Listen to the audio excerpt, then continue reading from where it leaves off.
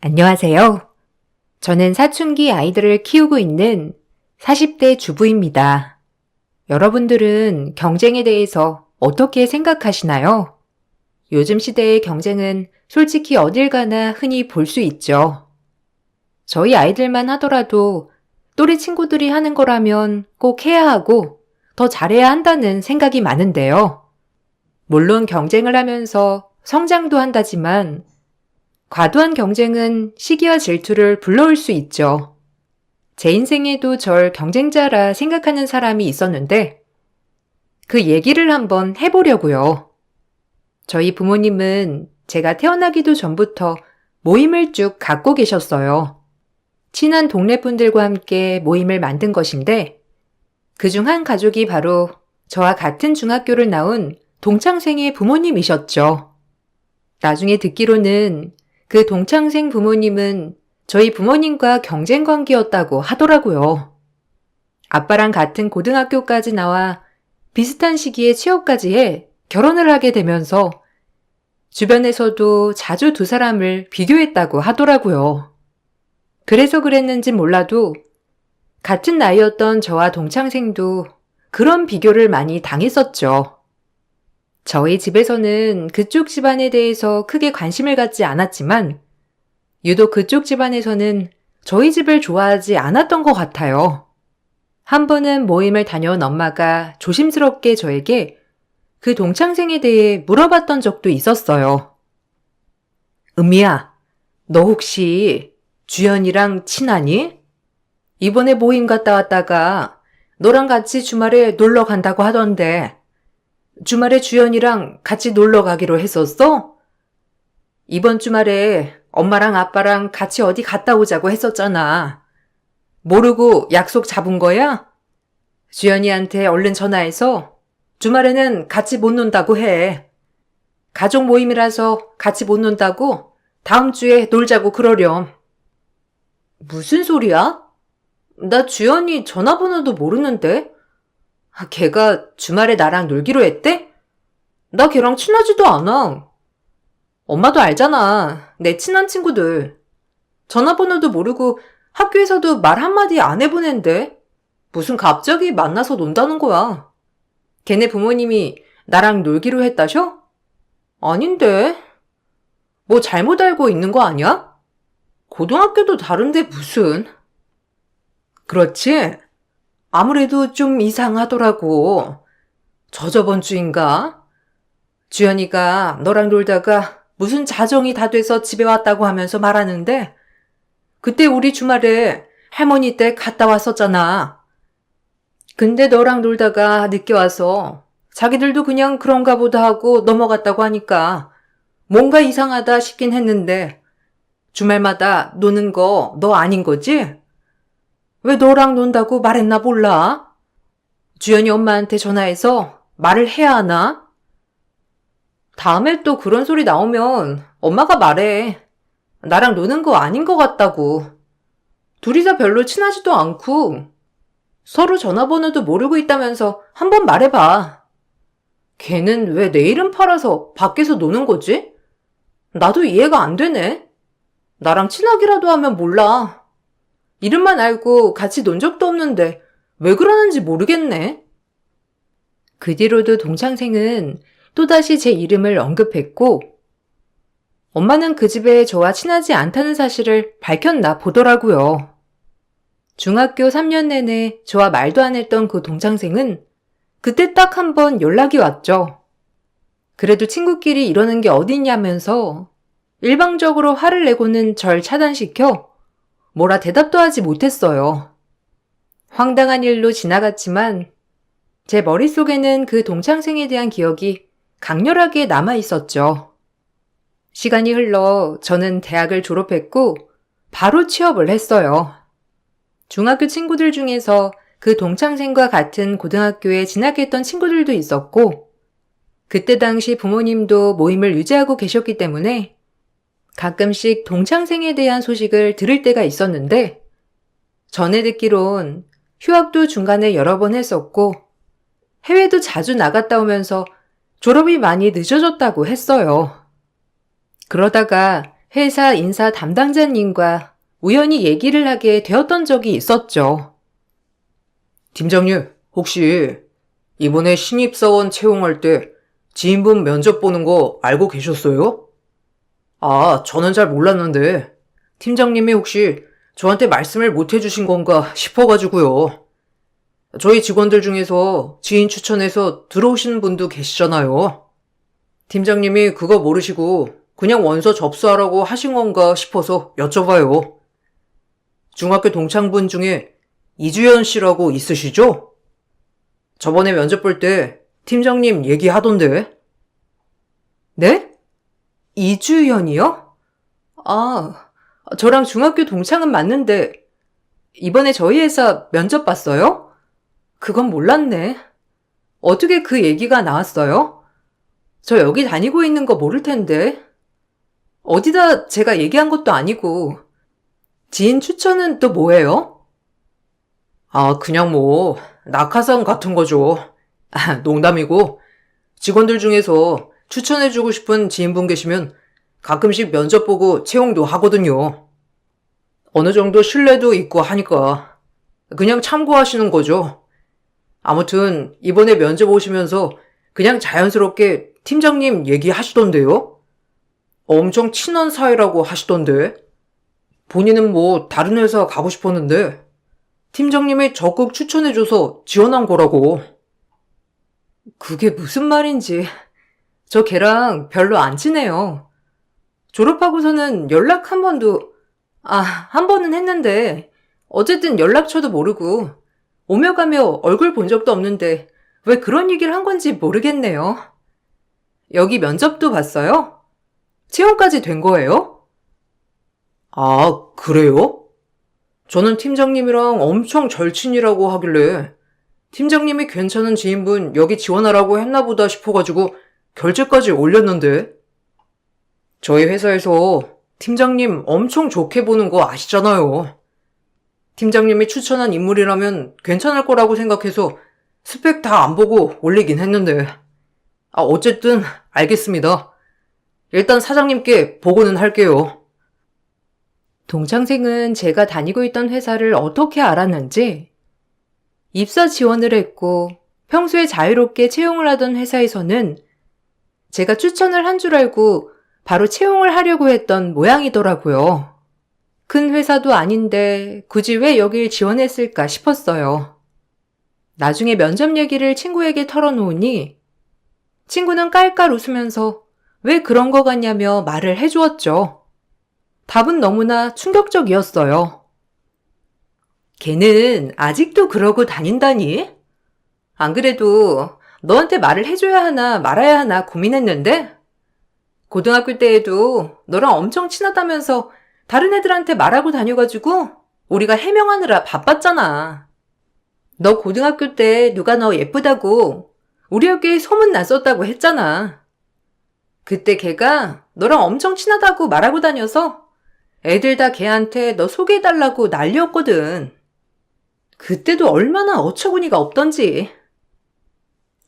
어릴 때야 그렇다고 치더라도 지금도 내 이름 팔고 다니니까 이걸 어떻게 해야 할지 모르겠네.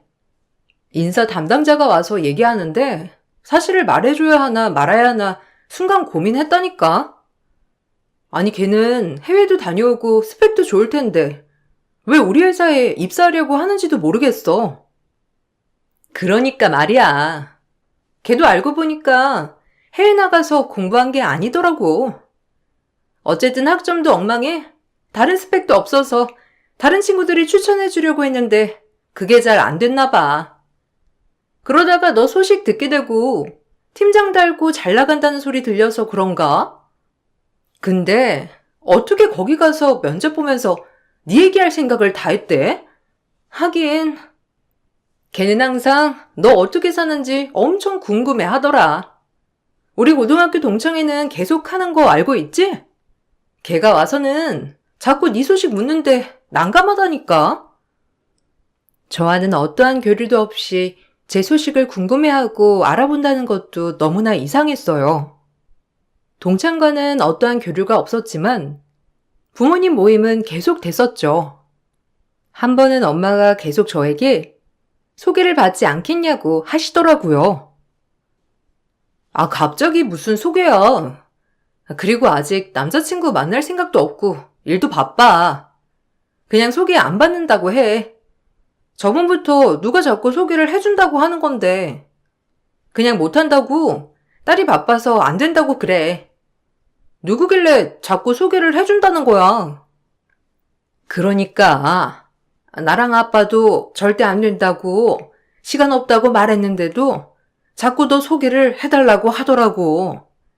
엄청 딱인 사람이 있다면서 나중에 더 늦으면 사람 만나기 힘들다고 꼭 만나봐야 한다고 그러잖아. 여러 번 거절했는데 꼭 소개해주고 싶다면서 벌써 몇 개월이야. 6개월 동안 꾸준히 얘기하고 있어. 나도 듣다 보니 괜찮은 사람인 것 같기도 해서. 아니, 누가 자꾸 나한테 소개를 해준다고 그러는 거야? 용복 아저씨가 그러셔? 에이, 그냥 남자친구 있어서 안 된다고 해, 그럼.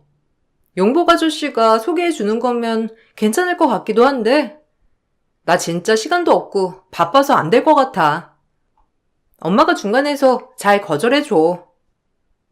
용복 아저씨가 아니고, 주연이네 엄마가 너 꼭 소개해주고 싶은 사람이 있다고 하면서 계속 말하잖아.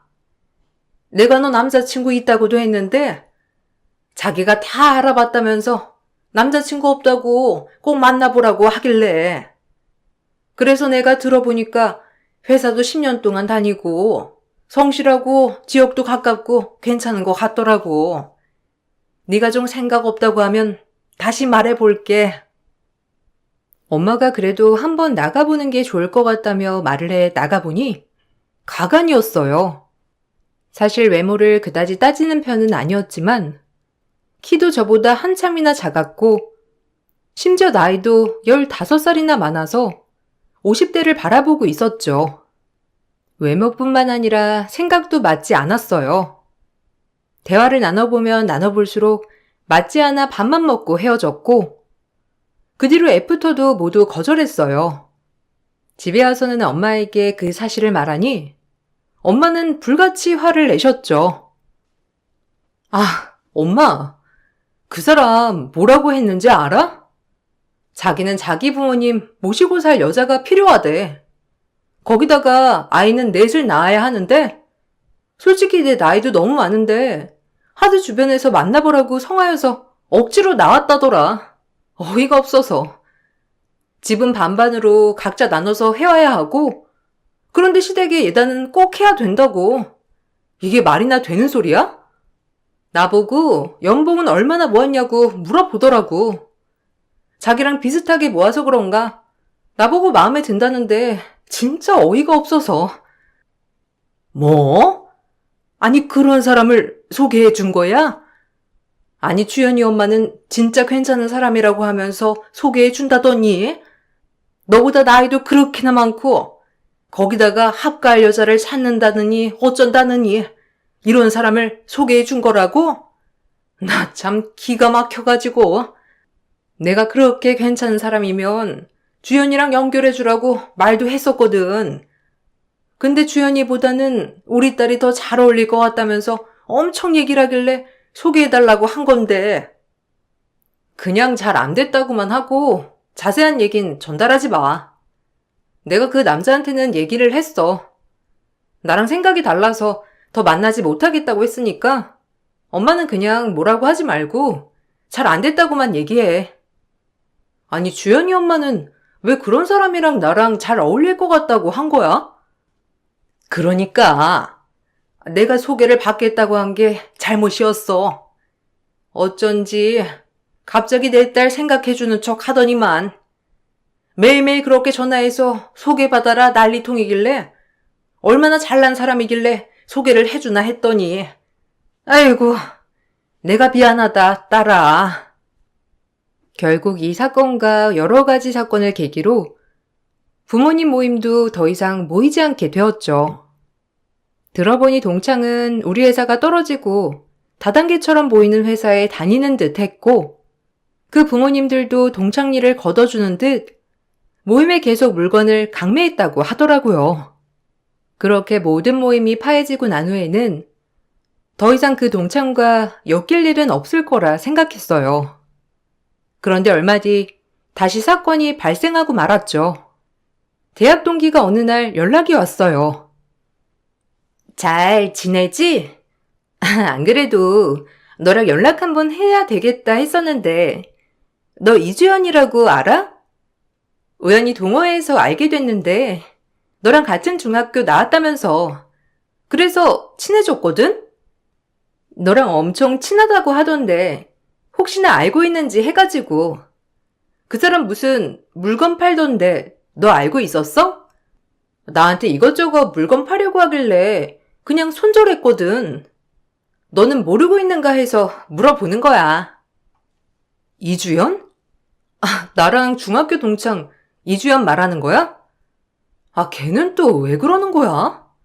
나랑 걔 한 번도 친한 적 없었어. 중학교 때도 잘 몰랐고 고등학교는 심지어 다른 학교 나와서 친할 일도 없었고 연락처도 모르는데 왜 자꾸 내 주변 사람들한테 나랑 친하다고 하는 거지? 그래?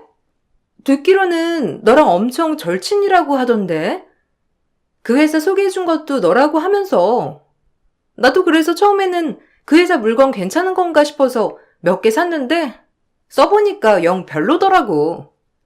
좀 끼름칙해서 네 이름 팔고 이런 얘기 하고 다니는 거 아닌가 싶어가지고 연락해봤어. 연락하길 진짜 잘했다. 다른 사람들한테 또 이렇게 말하고 다닐지도 모르니까 너도 조심해. 지나지도 않으면서 주변 사람들에게 자꾸만 제 얘기를 하고 다니는 걸 들으니 더 화가 났어요. 처음에는 무대응이 방법이라 생각을 했었죠. 그렇지만 자꾸만 저에 대해서 주변에 물어보는 것 같아 불편하기도 했어요. 그래서 그 동창에게 먼저 연락을 해보기로 했었어요. 왜 자꾸 저에 대해서 묻고 다니는지 너무 궁금해 물어보려고 했었죠. 근데 그 동창의 반응은 예상 외였어요. 주변에 물어서 네 연락처 알게 됐어. 안 그래도 한번 물어보고 싶었는데 저번에 대학 동기랑 우연히 마주치게 됐는데 너랑 알던 사이라고 하더라고. 그때 나랑 친했었다고 하길래 거기다가 친구들한테 내 소식도 물어본다고 하고 혹시 나랑 연락하려고 그런 건가 싶어서 내가 먼저 연락해봤어. 나한테 하고 싶은 얘기 있거나 그런 거야? 아니? 내가 왜 널 궁금해해? 나 한 번도 너 궁금해한 적 없는데? 뭔가 잘못 알았겠지. 너야말로 남한테 내 전화번호 묻고 다니고 그러는 건 좀 아니지 않니? 혹시나 우리 엄마가 너한테 소개해준 남자 때문에 그런 거야? 아니 내가 들어보니까 뭐 크게 잘못한 건 없는 것 같던데? 네가 그냥 안 만나겠다고 했다며. 그 사람 괜찮은 사람 같던데 왜 안 만난다는 건데? 그건 그냥 나랑 생각이 맞지 않아서 그런 거고 아무튼 네가 내 소식 묻고 다닌다고 하길래 궁금해하는 것 같아서 전화한 거야. 너랑 나랑 중학교 때 이후로 한 번도 본 적은 없잖아. 나도 간간히 네 소식 주변에서 듣기도 하고 그래서 그냥 서로 연락하면서 지내고 싶은가 했는데 너랑 내가? 너랑 나랑 언제 친했었다고? 갑자기 연락하면서 지낸다고 하는 건 좀 웃기지 않아?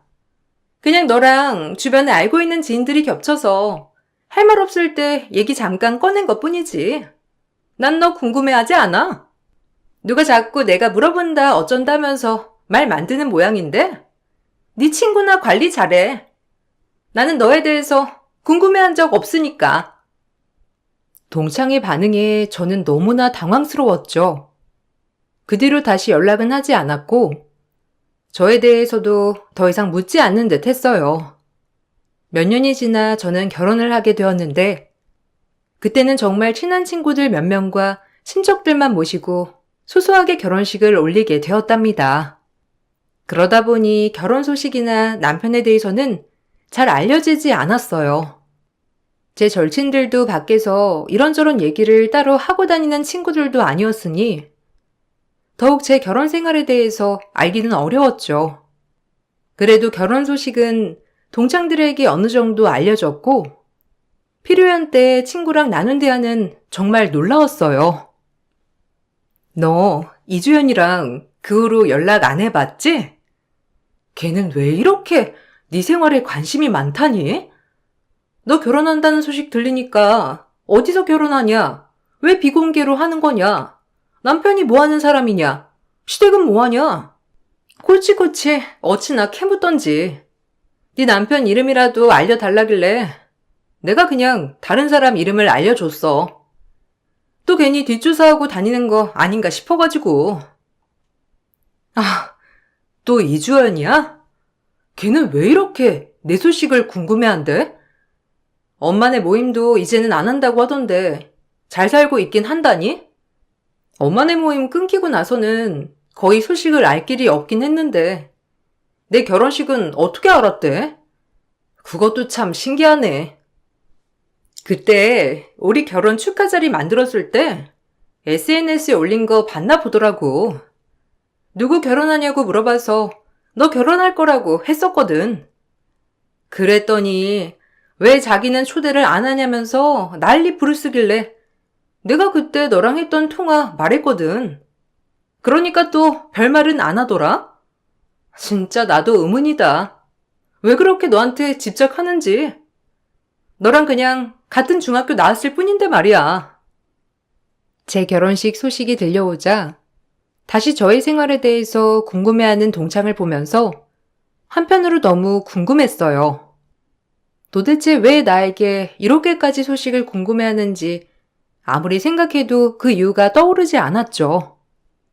결혼을 하고서 전 임신도 하고 아이도 낳게 되었고 직장을 그만두고 전업주부로 살게 되었어요. 남편이 일이 바빠 결정한 일이었죠.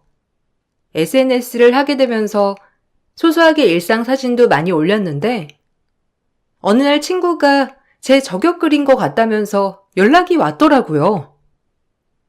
글 봤어? 와, 이주연 진짜 대단하다. 네가 올린 글 정반대로 올렸잖아. 너 저번에 자꾸 네 SNS 걔 들어오는 거 같다고 말했었지? 진짜 사실인가 봐. 어떻게 토시 하나 안 틀리고 네가 적은 글을 반대로만 적어서 올렸냐? 어처구니가 없어서. 이제는 하다하다 네가 전업주부 하는 것도 부러운가 보다 정말. 결혼도 안 한 애가 왜 그런 글을 쓴 건지 알 수가 없네. 그러게, 나도 어이가 없네. 내가 아이들 오로지 내 손으로 돌볼 수 있는 거 감사하다고 올리니까 걔가 뭐 자기 두 손으로 열심히 일할 수 있는 거야 감사하다. 그렇게 올린 거지? 한번 전화해서 물어봐야 될 것 같아. 왜 이렇게까지 하는지. 나는 애가 나한테 굳이 이렇게까지 할 이유가 없다고 생각하는데 도대체 왜 그러지? 그러니까 나도 여러 번 물어봤는데 그냥 궁금해서 그랬대. 어릴 때부터 부모님이랑 자주 네 얘기 들었었는데 그냥 어떻게 사는지 궁금한 것뿐이라고. 근데 보면 궁금한 게 아니라 질투하고 시기하는 것 같은데? 그런 거 아니냐고 하면 절대 그런 거 아니라고 하니 뭐. 뭐라고 해야 할지도 모르겠어. 아무튼 얘 좀 이상하게 올린 거 맞는 거 같지? SNS 하는 것도 조심해야 되겠다. 전 바로 SNS 친구 공개로 바꿔버렸어요. 우연히 그렇게 글을 올렸다고 보기에는 찝찝한 부분이 너무나도 많았고 더 이상 그 동창과 연결되고 싶지도 않았죠. 몇 달 후 갑자기 그 동창은 저에게 SNS 친구 신청을 했어요. 그동안 별다른 반응이 없다가 직접 친구 신청을 하니 웬일인가 싶어서 바로 수락을 했어요. 수락해보니 그 동창은 결혼을 준비하고 있더라고요. 그런데 자세하게 보니까 저와 같은 예식장에서 좀 더 업그레이드된 홀 같은 웨딩드레스 샵에서 가장 비싼 라인으로 입는다고 적혀 있었어요. 그걸 보고선 너무 기가 막혀 전 그 동창에게 연락을 했어요. 나 정말 몇 년 동안 너한테 궁금한 게 있었는데 이번에 결혼 준비하는 거 보고서 물어보는 거야. 왜 나한테 이렇게까지 하는 거야? 주변에 관련된 사람들한테 내 소식 자꾸 물어보고 거기다가 웨딩샵이나 홀도 나랑 같은 곳에서 하고 있잖아. 이유가 있는 거야? 나한테 기분 나빴던 게 있으면 지금 말해줬으면 좋겠어. 애초에 내가 처음부터 물어봤어야 하는 건데 네가 하도 아니라고 해서 못 물어봤거든. 너 무슨 도끼병 있니? 네가 잘나서 내가 널 쫓아한다고 생각하는 거야? 너 진짜 웃기는 애구나? 내가 말했잖아. 그냥 겹치는 지인들이 있으니까 할 말 없을 때 네 얘기 그냥 좀 한 것뿐이라고. 그리고 우리 지역에 웨딩홀이며 웨딩드레스샵이 얼마나 많은데 너랑 똑같으니까 이상하대? 그게 더 이상하지 않니? 거기가 제일 고급스럽고 잘하는 곳이니까 선택한 거야. 그래 그럼 그건 그렇다 치더라도 그 밑에 적힌 글들은 뭔데? 수준 맞게 업그레이드 했다는 둥, 배 아파 죽겠지라는 둥, 나 들으라고 적은 글 아니야? 몇 년 전에 결혼했고 거기서 낮은 라인으로 계약한 친구가 있었는데 어떻게 이런 수준으로 결혼식을 한 건지 뱁새가 황새 쫓아가느라 바빠서 이런 거 못 갖추었겠다고 한 거 그거 나보고 한 소리 아니야? 거기서 결혼한 친구가 너뿐인 줄 아니? 그리고 나 너 거기서 결혼한 줄도 몰랐어. 아참, 너 얼마나 결혼하는 거 숨기고 싶었으면 동창들한테는 아무도 소식 안 전하고 비밀 결혼했니? 뭐 어디 팔려간 거야? 안 그래도 내가 너 걱정돼서 주변에 물어보려고 했는데 애들 어디 맡기지도 못할 정도로 어렵니? 보니까 아등바등 애 보는 것 같던데 너도 그니까 남자 잘 만났어야지. 아 그리고 우리 중학교 동창회 할 건데 이제 부부 동반으로 할 거거든? 네 남편도 이참에 소개해주는 건 어떠니? 기다리고 있을게. 발뺌하는 동창의 모습에 어이가 없었어요. 마침 친구가 급하게 만나자고 하길래 만났는데 친구는 왜 그 동창이 유독 나에게 집착하는지 그 이유를 말해줬죠. 그 이유를 알고 나니 더욱 어처구니가 없었어요. 야, 이주영 걔 어릴 적에 좋아했던 그 남자애 알지? 왜? 너 고등학교 가서도 사귀자고 엄청 쫓아다니는 애 있잖아. 이주연이 그 남자애 엄청 좋아했었대.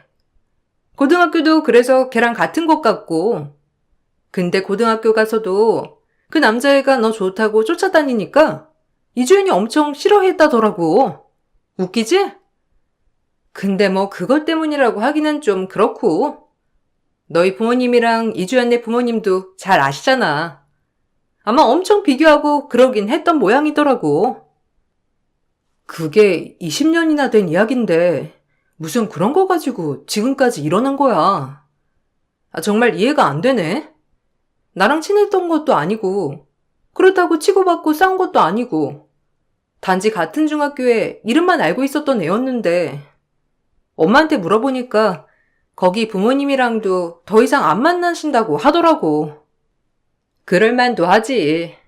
아버님도 주연이 아버지랑 동창이었잖아. 거기다가 비슷한 시기에 결혼하고 너랑 주연이도 동창이고 아무래도 비교가 됐겠지 뭐. 아무튼 내가 너 남편에 대해서 너무 궁금해하길래 그냥 대충 말해줬거든? 근데 걔가 엄청 좋아하던데? 자기 남편은 스펙 짱짱하고 좋다면서. 이걸 또 뭔 소리 할진 모르겠네. 동창회에서 쓸데없는 소리나 안 할는지. 수십 년이 지난 얘기를 가지고 아직까지도 저를 시기하고 질투한다는 말을 들으니 너무 어이가 없었어요. 결혼식이 끝나고 얼마 뒤 동창은 직접 부부 동반 동창회를 연다고 했죠. 이때는 저에게도 직접 연락을 해와 꼭 참석해야 한다고 하더라고요. 도대체 무슨 소리를 하려고 그러길래 저러나 싶어 전 이번 동창회는 꼭 참석해야 되겠다 생각을 했어요. 중학교 이후로 25년 만에 처음 참석을 하게 된 동창 모임에는 정말 많은 친구들이 함께 했어요. 그때 그 동창이 자기 남편을 소개했어요. 애들아, 여기 우리 남편. 오늘 진짜 바쁜데 그래도 내 친구들한테 인사는 해야 된다고 해서 같이 왔어. 우리 남편 검사야. 그래서 여기서 오래 있지는 못하고 잠깐 자리만 하고 갈 거야. 다들 인사해. 아, 은미 너도 왔네? 난 너 여기 얼굴도 못 들고 올 줄 알았는데. 남편도 같이 왔니? 보니까 그냥 혼자 온 것 같은데. 왜? 같이 오지 그랬어. 아, 좀 늦을 것 같대. 어쨌든 결혼 축하한다. 웬일로 나한테 직접 전화해서 동창회 꼭 참석하라고까지 하고. 오랜만에 반가운 얼굴들 보니까 좋긴 하네. 그나저나 네 남편 검사라고? 어디? 어디 검사인데? 너한테 말하면 알기나 하니? 왜? 검사백이라도 좀 만들어 보려고? 우리 은미 자존심 다 버렸구나? 하긴 네가 중학교 때나 잘났지. 지금은 뭐 그냥 가정주부니까. 그래도 동창 이름 빌려가지고 도와달라 그러는 건 좀 자존심 상하잖아. 은미 너는 부모님끼리도 좀 알고 그러니까 내가 남편한테 잘 말해볼게. 우리 남편이 좀 바쁘긴 한데 내 부탁이라면 들어줄 거야. 아니, 그게 아니고 검사 뭐 그런 힘 필요한 게 아니라 검사라고 해서 궁금한 게 있어서 물어본 것뿐이야. 그리고 너 왜 자꾸 나 그렇게 무시하니? 여기 자리도 나 이렇게 무시하려고 만든 거야? 굳이 남편까지 데리고 와야 한다고 하고 왜 그러는 건데?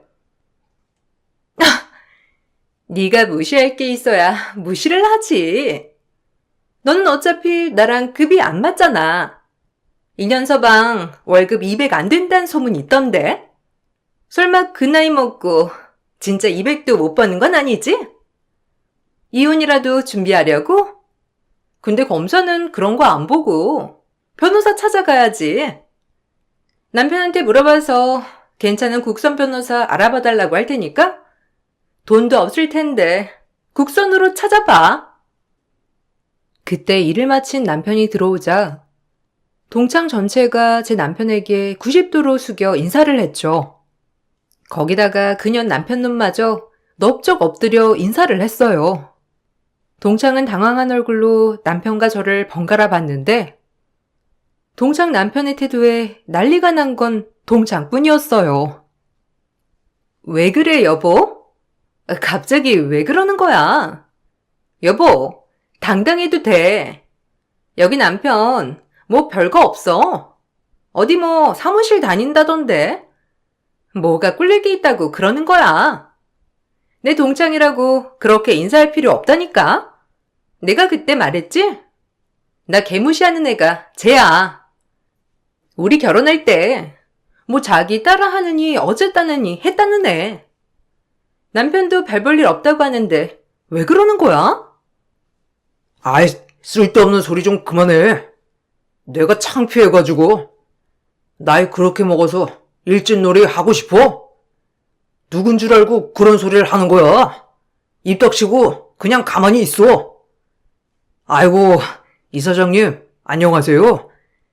여기서 이렇게 뵐 줄이야 꿈에도 상상 못했네요.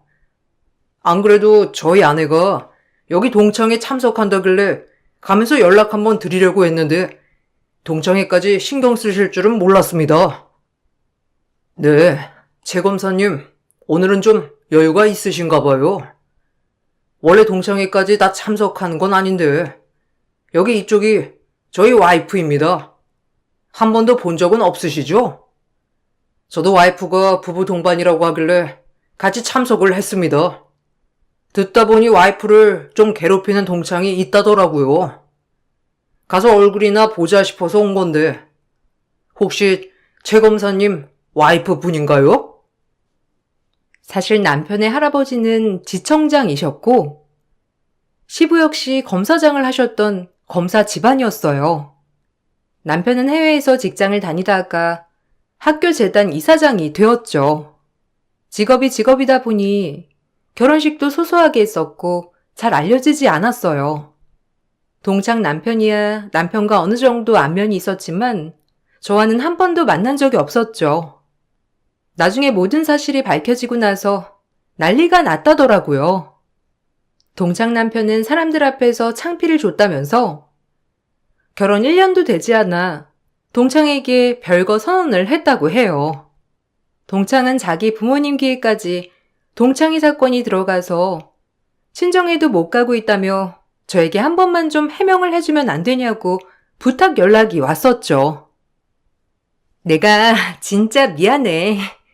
솔직히 어릴 적부터 너랑 비교당하는 게 그냥 일상이다 보니까 중학교 같은 거 같다는 소식 듣고서는 널 경쟁자로 생각을 했어. 한 번도 너랑 제대로 얘기 안 해봤는데 난 속으로 너 질투하고 시기했어.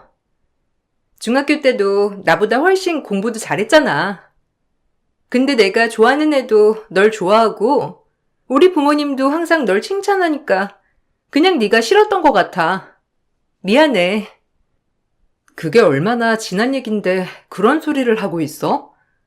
어릴 때야 어려서 그랬다고 하더라도 지금은 우리 어른이야. 어린애들이 아니라고. 애초에 네가 나한테 제대로 설명이라도 해줬으면 이런 일이 있었겠니? 너 그 자리도 나 무시하려고 만든 거잖아. 아니야? 그래, 맞아. 그렇긴 하지만 솔직히 나도 이렇게까지 될 거라고 생각조차 못했어. 듣기로는 네 남편 직장 아는 사람 아무도 없고 네 친구들도 네 남편에 대해서 말도 안 해주고 모른다고만 하니까 그냥 변변치 않아 그런 거구나 싶어서 이번만큼은 내가 너보다 잘나고 싶었을 뿐이야. 그냥 어린 마음에 그런 거라고 생각하고 좀 해명해주면 안 될까? 그냥 친구끼리 장난한 거라고. 장난? 네가 장난으로 던진 돌에 내가 맞았을 거라고는 생각 안 하니? 너는 끝까지 너만 아는 이기적인 애야. 그렇게 잘난 남편, 부모, 너까지 있으니까 네가 알아서 해결할 수 있겠지. 왜 너보다 못한 나한테 해결해 달라고 하니? 네가 알아서 해결해. 그 뒤로 들려온 소식으로는 별거 후에 아마 이혼을 할 것 같다는 소식이었어요. 중학교 동창들도 그때 사건으로 자세한 내막을 알게 되었다고 하더라고요. 사람의 질투라는 게 이렇게나 무서운 거구나 알게 되었습니다. 경쟁이라는 건 성장 발판이 될 수 있다고 생각했었는데 그게 과하면 안 된다는 걸 배웠어요. 아이들에게도 과도한 경쟁보다는 서로 배려하고 위해주는 마음을 가질 수 있도록 알려주고 있답니다. 여러분들은 주변에 경쟁하는 사람들이 있으신가요? 그 사람을 뛰어넘기 위해 어떤 일까지 해보셨나요? 마음은 내가 어떻게 먹느냐에 따라서 달라지는 것 같아요. 지금은 그 동창을 미워하는 마음보다는 안쓰러운 마음으로 용서하고 있답니다. 얼른 그 불쌍한 마음을 풀고 평온하게 살았으면 좋겠네요. 제 사연 들어주셔서 감사합니다. 여러분들에게도 늘 항상 감사하고 고마운 마음이 가득하시길 바랄게요. 안녕하세요. 저는 30대 중반 여자입니다. 며칠 전에 시모한테 전화가 와서 받아보니 당신 둘째 아들이 전화를 안 받는다며 바꿔달라고 하시길래 시모의 부탁을 들어주지 않았어요. 이제 와서 저희 남편을 찾는다는 게 너무 어이가 없어 다시는 연락하지 말라는 한마디 한 뒤 전화를 끊어버렸습니다. 저희 부부가 시모와 사이가 안 좋아진 건 남편보다 먼저 태어난 아주버님 때문인데요. 결혼 전부터도 차별이 심하셨다 하지만 저와 결혼한 이후 시모의 행동은 날이 갈수록 감당하기가 힘들 정도로 너무 큰 상처를 지속적으로 받게 되면서 결국 돌이킬 수 없는 결과를 얻고 말았네요. 문제가 터진 건 시부가 세상을 떠나시고 홀로 남겨진 시모가 많이 외로우셨는지 모임을 자주 가졌었어요. 저희는 시댁에 가는 걸 원하지 않았지만 시모가 하도 난리를 치셔서 더 큰 피해를 막기 위해 어쩔 수 없이 가게 되었던 거죠. 함께 모였을 때 최대한 서로 웃으면서 시간을 보내면 좋은데 시모는 대놓고 차별하시는 걸 즐기시는 듯 남편과 아주버님을 비교하기 시작했어요. 우리 큰아들 이번에 진급했다며? 정말 고생했다. 내가 지금까지 살면서 제일 잘한 일은 너를 낳은 거란다. 먼 길 오느라 힘들었을 텐데 많이 먹고 푹 쉬다가 가라. 우리 큰아들만을 위해 만든 음식들이니까 입맛에 맞을 거다. 넉넉히 준비해뒀으니 큰며느리는 집에 갈 때 들고 가기만 하면 될 거야. 뭘 이렇게까지 준비하셨어요?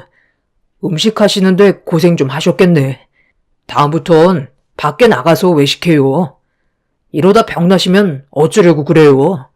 일단 잘 먹을게요. 예, 지금 뭐 하는 거니?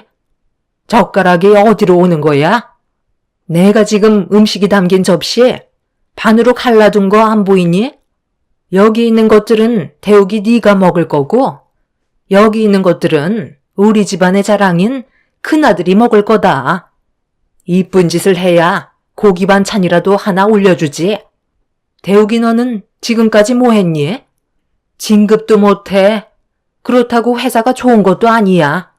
쥐꼬리만한 월급 받으면서 겨우 입에 풀칠이나 하며 사는데 뭐가 이쁘다고 너한테 고기 반찬을 올려주겠니? 분위기 망치지 말고 대충 먹고 빨리 일어나라. 너희 아버지 세상 떠나고 지금까지 방치되어 있는 창고 이번에 싹 다 정리하고 하자 있는 부분들 수리해야 되니까 눈치껏 일어나라. 둘째 너는 나를 왜 노려보고 있는 거야? 둘째 며느리 너도 태욱이 따라서 일손 돕고 집에 가면 된다. 내가 너희들 밥 먹이려고 불렀겠니? 어머님, 이제는 대놓고 차별하시네요. 아주버님이랑 형님이 드실 음식들은 한쪽으로 몰아주시고 저희는 시어 빠진 신김치에 묵은 반찬들 먹으라고 주신 거예요. 아주버님은 윤기 잘잘 흐르는 잡곡밥인데 이 사람 건 말라 비틀어진 찬밥 데워 주셨네요. 이 사람도 어머님이 똑같이 배 아파 낳은 아들이라고요. 누가 내 아들이야? 뭐 하나 마음에 드는 구석이 하나도 없는데 어떻게 내 아들이라는 거니? 한 뱃속에 태어났어도 엄연히 급이 다른 거야. 장남이라고 사는 것 자체가 다르잖니? 며느리도 잘 들여와서 지금 얼마나 잘 나가냐?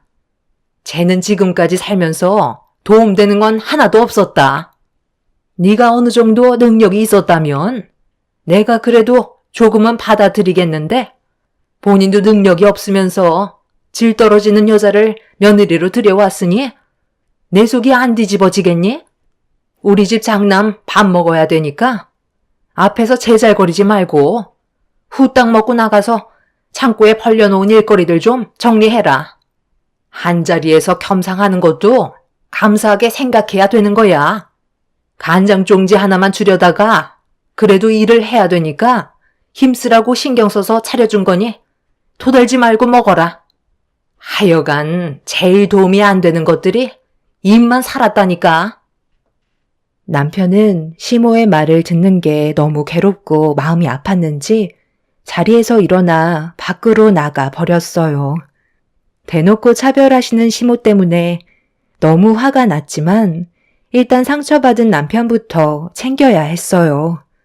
창고에서 화를 삭히며 힘들어하고 있는 남편을 보면서 다음부터는 오지 말자고 했지만 자기를 낳아주신 엄마를 등질 수는 없다며 노력을 한다면 자기도 언젠간 시모한테 인정받고 사랑받을 수 있는 날이 오지 않겠냐는 말을 했지만 제가 봤을 때 시모는 변하지 않을 것 같았어요.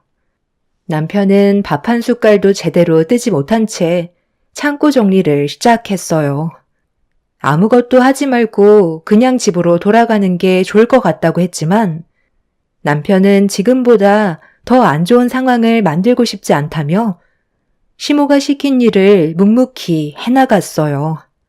그런데 열심히 땀 흘리며 창고 정리를 하고 있던 남편을 감시하러 오신 시모가 정리가 되어 있던 창고를 한번 훑더니 갑자기 남편의 뒤통수를 손바닥으로 내려치더라고요. 너무 크게 뻑하고 소리가 나길래 깜짝 놀라 뭐 하시는 거냐고 시모에게 소리를 질러 버렸네요.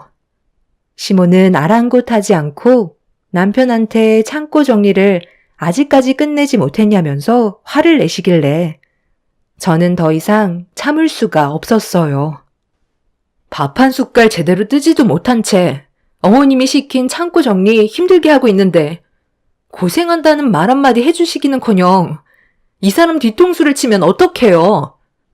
벌써 끝냈어야지. 어느 천년에 전부 끝낼 건데 밥 안 먹은 게 내 잘못이니? 싫은 말 듣고 싶지 않다고 자기가 먼저 일어났으면서 왜 내 탓으로 돌려? 그리고 너 지금 시애미한테 대들었니? 내가 이래서 배워먹지 못한 것들과는 상종하고 싶지 않다는 거다. 어떻게 된 게? 둘 다 마음에 드는 구석이 하나도 없어? 그래서 저희가 오지 않겠다고 했는데 끝까지 물고 늘어지셔서 어쩔 수 없이 오게 된 거잖아요. 이럴 거면 다음부터 부르지도 마세요. 어머님이 이러시는 거 저도 더 이상은 못 참겠다고요. 하루 이틀도 아니고 이 사람이랑 결혼하고 지금까지 살가운 말 한마디 들은 적 없고 매일 자존심만 깎아내리는 말만 하시는데 제가 오고 싶겠어요?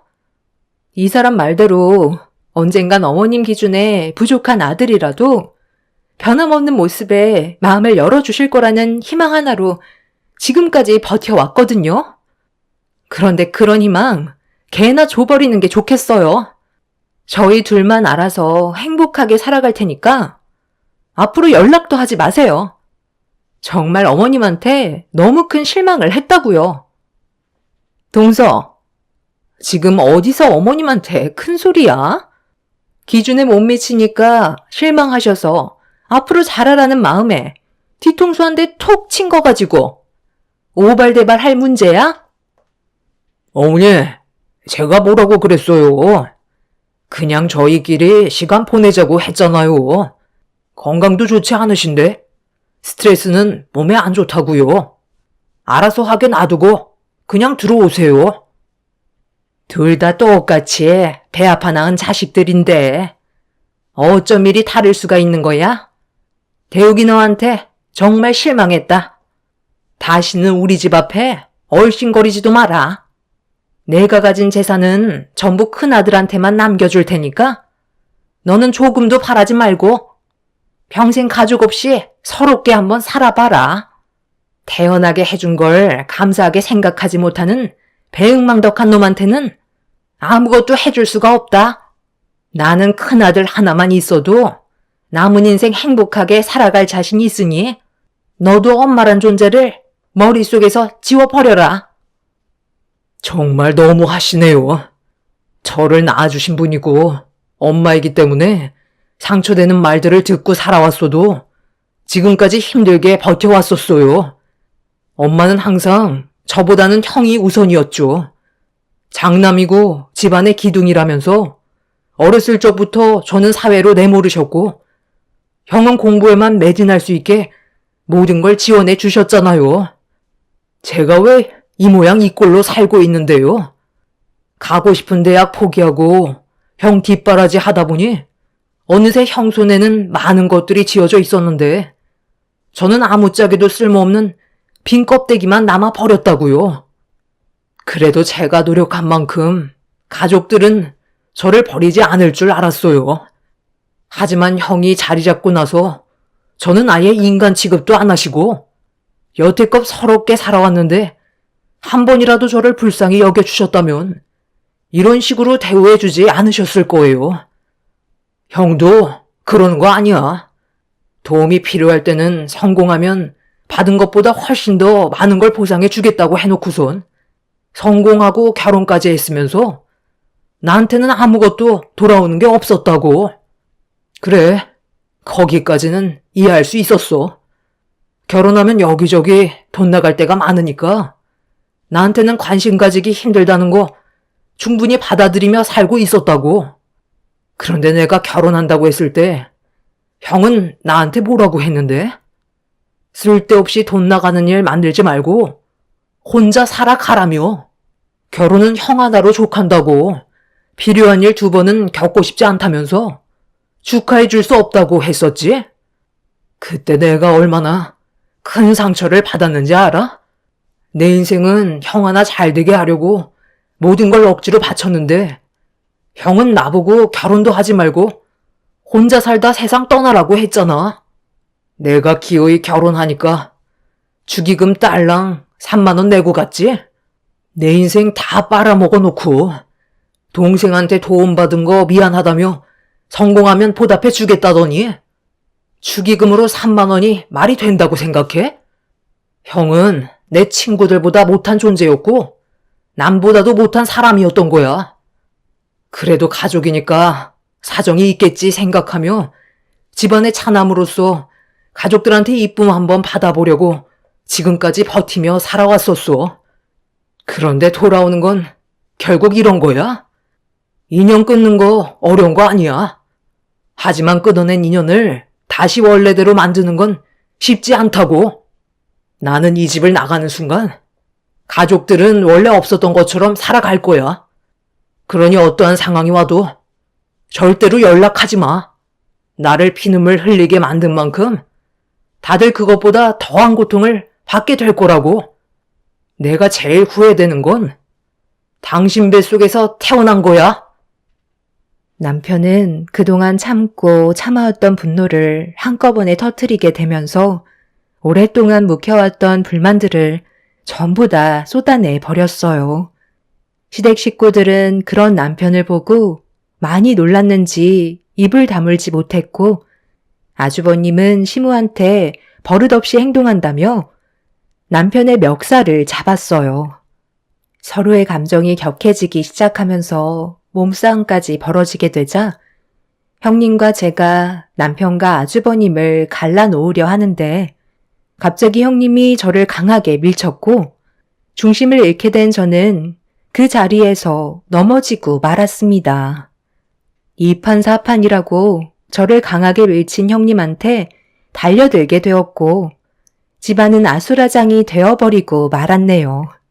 그렇게 한참 동안 난리를 친 뒤 저희 부부는 시댁집안과 인연을 끊어내게 되었지만 그동안 남편이 살아온 인생이 너무 불쌍해 저도 모르게 눈물이 흘러내렸어요. 한평생 희생만 해오던 사람이었는데 따뜻한 사랑 한번 받아본 적 없이 내쳐졌다는 게 너무 가슴이 아팠습니다. 시모가 남편의 뒤통수를 쳤던 게 이번만이 아니었어요. 제 눈에 확인된 것만 해도 수십 번이었고 그때마다 얼굴을 붉히며 그만하시라고 부탁드렸지만 저희도 쌓였던 만큼 그 분노는 극에 달하게 되었던 거죠. 그래도 남편과 제가 불만을 가진 채 돌아왔다면 정신적으로 많이 힘들었을 테지만 어느 정도는 풀고 나온 것 같아 마음은 후련했었어요. 시댁 식구들과 엮이지 않는 게 저희 부부에게는 훨씬 더 큰 이득이었네요. 저는 더 이상 신경 쓰지 않아도 되니 저도 마음이 한결 편해졌지만 남편이 저보다 훨씬 더 안색이 밝아졌어요. 끈질겼던 인연을 끊어낸다는 게 이렇게까지 속이 편할 줄 몰랐습니다. 저희 부부만의 시간도 가질 수 있었지만 더 중요한 건 스트레스를 받지 않아도 된다는 거였어요. 남은 인생 앞으로 시댁집안과 절대로 엮이고 싶지 않다는 마음이 간절하게 들면서 이사까지 고려하게 되었네요. 시모 성격상 어느 정도 시간이 지나면 또다시 남편의 도움을 필요로 하게 될 텐데 그렇게 된다면 저희가 싫다 해도 서로가 얼굴을 붉히게 되는 쳇바퀴 같은 반복되는 상황이 이어지게 되겠죠. 그래서 이참에 남편 회사와 가까운 지역으로 거주지를 알아보게 되었는데 꽤 괜찮은 집이 하나 나와 곧바로 계약을 진행한 다음 이사 준비를 시작했어요. 그런데 가는 날이 장날이라고 이삿날에 예고도 없이 저희 집에 찾아온 시모 때문에 조용히 떠날 계획은 전부 무산이 되면서 또 한 번 큰 싸움을 겪고 말았습니다. 너희들 이사 가니? 어느 정도 예상은 했다만 이렇게까지 나올 줄은 몰랐네. 내가 왜 찾아왔는지 궁금하지? 그래도 우리 정산해야 될 건 남아 있잖아. 갑자기 찾아오셔서 무슨 정산이요? 저희는 어머님한테 빚진 거 없는데요. 이사 방해하지 마시고 이제 그만 나가주셨으면 좋겠어요. 기분 좋은 이삿날 어머님 때문에 망치고 싶지 않거든요. 저희 인연 끊기로 한 거 아니에요? 얼마나 됐다고 벌써 찾아오셔서 또 무슨 말을 하시려는 거예요? 제발 그만 엮이고 싶다고요. 나는 너희들 얼굴 보는 게 좋아서 온 줄 아니? 받아야 될 게 있기 때문에 온 것뿐이다. 인연을 끊어낸다 해도 정사는 마저 끝내야 될 거 아니야? 대욱이 너, 내가 힘들게 10달 품어서 배 아파 낳아줬으니 그에 따른 보답은 해야 되지 않겠어? 내가 너를 낳아주지 않았다면 이 세상 빛을 볼 수나 있었겠니? 10달 품어 낳아준 대가를 달라고요. 지금까지 이 사람이 가족을 위해 희생한 시간들이 더 크다고 생각되지 않으세요? 30년 넘게 희생했으면 충분한 보상이 됐다고 생각하는데요. 저희는 더 이상 할 말 없으니까 그만 나가시라고요. 어떻게 배 아파 낳은 자식 30년 넘게 부려먹고 인연 끊겠다고 하니 태어나게 해준 값을 달라는 말을 할 수가 있어요? 어머님이 밑바닥인 건 알고 있었지만 더 이상 바닥도 안 보이네요. 원하는 건 아무것도 해드릴 수 없으니 돌아가세요. 내가 이번 주에 큰아들 덕에 효도관광을 떠나게 됐는데 꽤 많은 돈을 썼다고 들었다. 아무리 인연을 끊었어도 자식이 둘인데 큰아들한테만 받을 수 있겠니? 너는 나한테 해준 게 없으니 가서 먹고 놀 정도의 돈은 받아야 될 것 같아 찾아왔으니까 괜히 소란 피우지 말고 조용히 돈 봉투 찔러주고 이사를 가던지 해라. 남편은 시모가 하는 말에 전혀 반응을 하지 않고 묵묵히 이삿짐을 꾸리기 시작했어요. 형님네가 효도관광을 보내준다며 들떠서는 저희 앞에서 자랑을 하시더니 가서 먹고 놀 수 있는 돈을 넉넉하게 준비해 주길 원하셨어요. 하시는 말씀이 시모가 가지고 계신 전 재산을 이미 아주버님께 전부 주게 됐는데 그 돈을 다시 달라고 하기는 뭐할 것 같아 여행 경비로 저희한테 도움을 받길 원했던 거였어요. 정말 어이가 없었죠. 재산은 엄한 곳에 퍼주고 용돈은 가진 것 없는 저희한테 와서 받아가려고 손을 벌리는 시모의 태도가 저를 너무 화가 나게 만들었어요. 결국 참고 있던 남편이 시모한테 줄 돈은 없다며 목소리를 높여 화를 내며 집 밖으로 내쫓아 버렸습니다. 끝까지 물고 늘어지는 시모를 무시한 채 이삿짐을 꾸리자 원하는 대로 되지 않아 답답하셨는지 힘들게 포장해 놓은 이삿짐들을 전부 다 풀어 헤치며 돈을 지어주기 전까지 아무 데도 갈 수 없다면서 그 자리에 누워버리셨네요. 질릴 대로 질려버린 저희들은 바닥에 누워버린 시모를 무시한 채 묵묵히 이삿짐을 다시 포장한 뒤에 서둘러 출발 준비를 했어요. 결국 시모는 저희한테 아무것도 얻을 수 없었고 뜻대로 되지 않자 비명을 지르면서 소란을 피웠지만 결국 시모는 저희가 떠나는 모습을 멀뚱히 지켜보고만 있었네요. 그렇게 남편과 함께 새로 이사하는 지역으로 가고 있는데 갑자기 형님한테 전화가 왔어요. 아무래도 시모 때문인 것 같아 고민을 하다가 전화를 받게 되었죠. 그런데 통화가 연결이 된 줄 모르는지 형님과 아주버님이 서로 대화하는 소리가 수화기를 통해 들려왔는데 심상치 않은 대화 내용이라 남편과 함께 듣게 되면서 너무 놀라 입을 다물지 못했네요. 그곳은 정말 나오기 힘든 곳이야? 우리한테 모든 재산이 들어왔는데 더 이상 함께할 이유는 없잖아. 효도관광이라고 들떠 있으신 상태인데 요양원인 거 하시면 얼마나 배신감을 느끼시겠어? 괜히 집에까지 찾아와서 다시 재산 토해내라고 하면 골치 아프니까 절대 나올 수 없는 곳으로 보내드리는 게 속 편하단 말이야. 걱정하지 말라니까. 경비도 철저하고 한번 들어가면 절대 나올 수 없는 곳으로 유명해. 내가 그런 거 하나 철저하게 준비 안 했겠어? 수소문 끝에 알아낸 곳이라 조금도 걱정할 필요 없어. 직접 가봤는데 내가 들어가도 나오기 힘들겠더라. 산속 깊은 곳에 있어서 외부와 연락도 닿지 않는 곳이야. 그나저나 준비는 다 끝나가? 다음 주에 비행기 타는 걸로 예약 걸어놨어.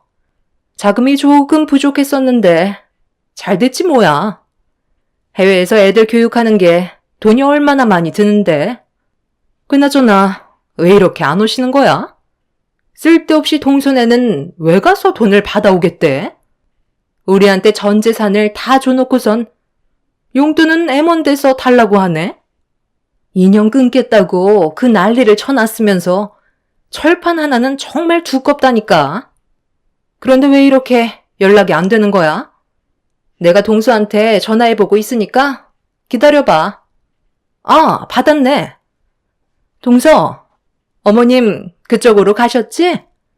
우리가 효도관광 보내드린다고 하니까 엄청 좋아하시더라고. 그런데 용돈은 꼭 동선애한테 받아야겠다고 하시더라. 효도관광 떠난다고 들떠있는 시모는 효도관광이 아닌 요양원에 들어가는 거였어요. 저희가 알지 못했던 계획을 듣는 순간 너무 놀라 형님의 말에 제대로 된 대답을 해주지 못한 채 전화를 그냥 끊어버렸습니다. 저희는 그 순간 어떻게 해야 될지 몰라 차를 갓길에 세운 뒤 계속해서 울려대는 형님의 전화를 보며 대화를 이어나갔어요. 아무래도 남편의 얼굴에는 걱정이 한가득이었지만 저는 남편이 무슨 생각을 하고 있는지 알기 때문에 다시 돌아가려는 걸 막았어요. 당신이 무슨 생각을 하고 있는지 잘 알고는 있는데 이제 더 이상 우리와는 아무런 관련이 없는 사람들이야. 인연 끊었잖아. 이제 와서 뭐 어쩌게. 효도관광에 들떠있는 어머님한테 형님이랑 아주버님이 계획한 요양원으로 가는 버스라는 진실을 말하게? 그럼 어머님이 배신을 당했다고 형님이랑 아주버님한테 찾아가서 난리를 치실 것 같아? 내가 그동안 어머님의 모습을 봤을 때 확실하게 알 수 있는 건 어머님은 우리 말을 믿어주지 않으실 거야. 그건 내가 장담할 수 있어. 그러니까 괜히 걱정해준답시고 어머님한테 찾아가지 말고 그냥 우리 갈 길 가면 좋겠어. 이제는 당신 자신도 돌봐야지. 언제까지 가족들 뒤나 닦으면서 살아갈 건데. 다른 건 몰라도 이번만큼은 내 말 들어줘. 내가 이렇게 부탁할게. 어머님도 자식을 잃은 아픔이 무엇인지 느껴봐야 당신의 소중함을 알 수 있을 거라고. 지금은 때가 아닌 것 같아. 우리 상황을 지켜보고 앞으로 어떻게 해야 할지 진지하게 계획을 세운 뒤에 움직이도록 해도 늦지 않아. 남편은 제 말을 진지하게 받아들였어요.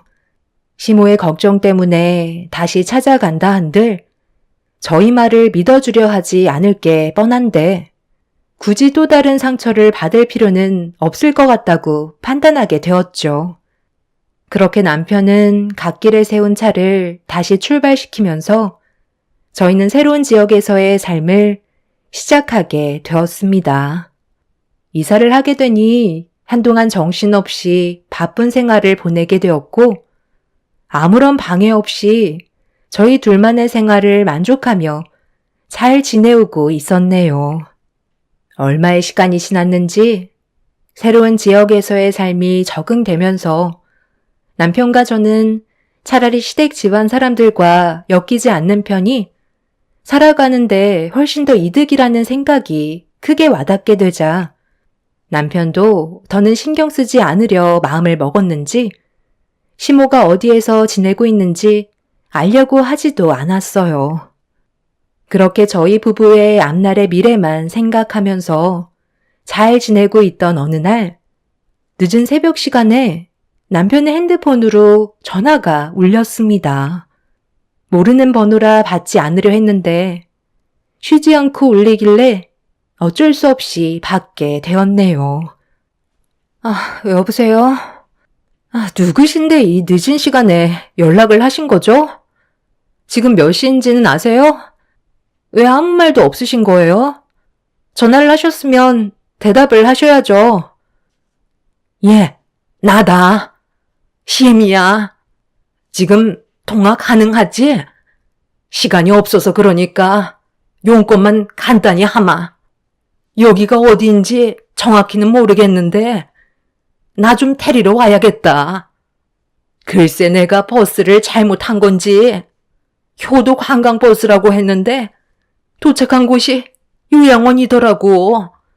여행 코스 중 하나일 거라 생각했는데 나를 방에 방치하고 소지품까지 전부 다 가져가 버렸다. 지금이 며칠인지도 모를 만큼 내가 있는 방에는 화장실 외에는 아무것도 없다고. 내가 어떻게 전화를 했냐면 여기 순찰 도는 사람 중에 매 시간마다 화장실을 가는 사람이 있거든. 그 사람 몰래 문을 열고 나온 거야. 내가 저번에 난리를 치는 바람에 문이 고장나서 아직 고치지 못했거든. 나랑 전화했으니까 이 번호로 위치 추적하면 되잖아? 큰 아들이랑 큰 며느리는 내 전화를 아예 받지도 않는다.